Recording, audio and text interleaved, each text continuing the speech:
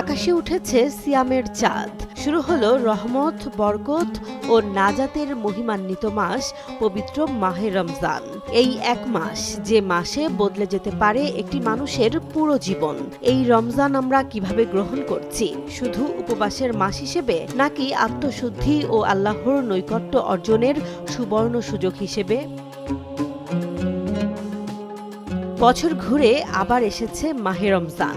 ইসলাম ধর্মাবলম্বীদের জন্য এটি শুধু ইবাদতের মাস নয়, বরং আত্মসংযম, আত্মগঠন ও তাকওয়ার মাস। রমজান মানেই এক ভিন্ন আবহ। মসজিদে মসজিদে কোরআন তিলাওয়াত, ঘরে ঘরে ইফতার ও সাহরির প্রস্তুতি, আর মুমিন হৃদয়ে আল্লাহর রহমত লাভের গভীর আকাঙ্ক্ষা।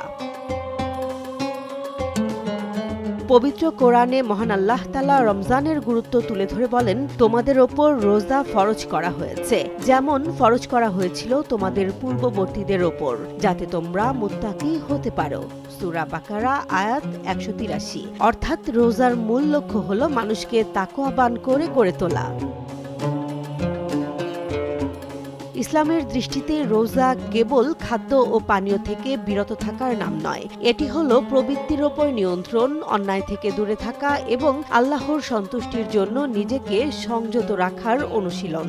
হযরত মুহাম্মদ সাল্লাল্লাহু আলাইহি ওয়াসাল্লাম বলেছেন, কিয়ামতের দিন রোজা বান্দার জন্য সুপারিশ করবে। রোজা বলবে, হে রব, আমি তাকে খাদ্য ও প্রবৃত্তি থেকে বিরত রেখেছিলাম, আমার সুপারিশ গ্রহণ করুন। মুসনাদে আহমদ।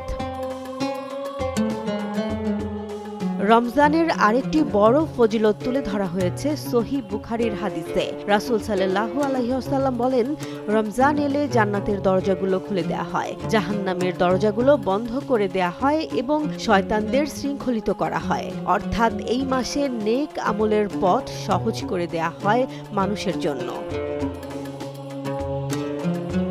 রমজানকে কিভাবে যথাযথভাবে বরণ করা উচিত সে বিষয়ে বিশিষ্ট আলেম ও ফকিহ মুফতি তাকি উসমানী তার লেখায় গুরুত্বপূর্ণ দিক নির্দেশনা দিয়েছেন। তার মতে, রমজানকে সফল করতে হলে আগেই একটি সুস্পষ্ট পরিকল্পনা থাকা জরুরি। অপ্রয়োজনীয় ব্যস্ততা কমানো, পারিবারিক ও সামাজিক পরিবেশকে ইবাদত বান্ধব করা এবং সময়ের সর্বোচ্চ সদ্ব্যবহার নিশ্চিত করাই রমজানের প্রস্তুতি।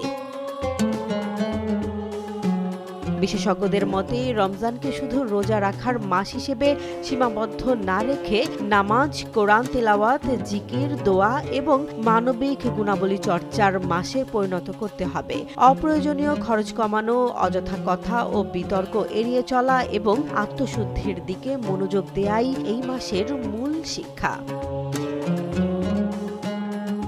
প্রথম দিন থেকেই একটি রুটিন মেনে চললে রমজান হয়ে উঠতে পারে জীবন বদলে দেওয়ার সুযোগ। ফজরের পর কোরআন তিলাওয়াত, সময়মতো ৫ ওয়াক্ত নামাজ, দিনের গুরুত্বপূর্ণ সময়গুলোতে দোয়া ও জিকির, এই চর্চাই একজন মানুষকে রমজানের প্রকৃত বরকতের অংশীদার করতে পারে।